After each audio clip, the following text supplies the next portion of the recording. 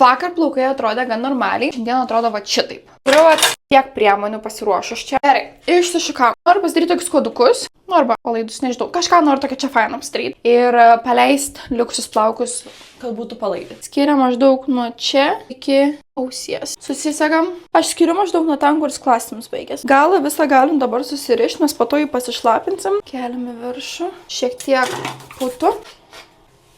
Susirišam. Nu va, vieną pusę pasidarom ant kitos tokį patį. Susisegam šiek tiek, mes juos kažkaip čia.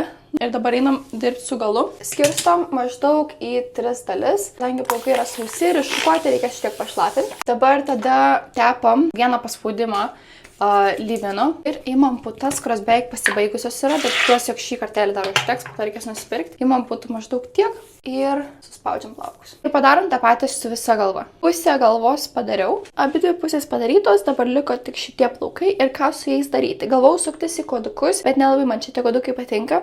Tai galvoju, tiesiog reiktų juos irgi paimti, sušlapinti ir padaryti garbanotus ir paimti va šitoj vietoj ir susekti. Radau sagtuką. Segam. Voila! Plaukučiai dar išdžius, to praeisiu dar su aliejukų plaukus, bet atrodo, sakyčiau, visai cute. Čia buvo tokia eksperimentacija su plaukais, tai nežinau, kas gausis. Manau, visai sakyčiau, kad nieko.